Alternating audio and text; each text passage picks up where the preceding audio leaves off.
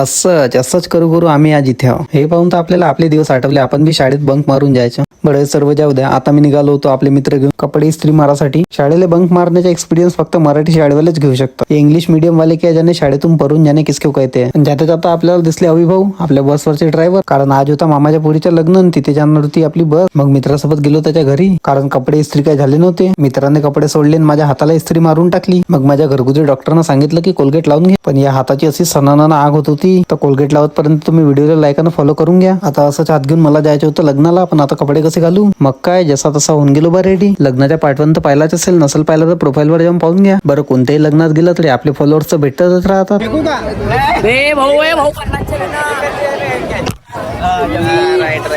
आणि पॉप्युलेशन तर बघा लय वाढत होती. मग लग्नाच्या मधातून आम्ही झालो फरार, कारण आम्हाला जायचं होतं केक आणायला. आणि रात्रीचे 12 वाजता केकची दुकान फक्त भेटली ताजबागवर. आणि हे कुणाची वस्तू आहे माहित नाही. या पोरांनी अनबॉक्सिंग बी केली बा. आणि फुगे तर बघा मस्त फुलवले. तसा अविभाव सोबत अजून एक बर्थडे होता, पण त्याची आपण क्लिप नाही घेऊ शकलो. आणि रूमच्या बाहेर येत नाही तर हे काय सुरू होतं, तर हे होते 7 निभाना 7 यावले 7 वचन की 7 से फेरे. आणि हे बघा नवरदेवाचे भाऊ हे पाहत होते वाट का त्यांच्या नंबर कधी लागते बा आता. आणि पायता पायता कधी पूर्ण मंडप खाली झाले कळाले बी नाही. तर चला आजच्या प्रोग्राम इथेच खतम करू, कारण फोनची चार्जिंग बी 1% वर आलीच होती. तर तुम्ही बी व्हिडिओला लाईक आणि फॉलो करून घ्या, कारण मराठी माणूस समोर गेलाच पाहिजे. आणि घरी आल्यावर समजलं की आपला गाव लई गैरा गेलाय बा.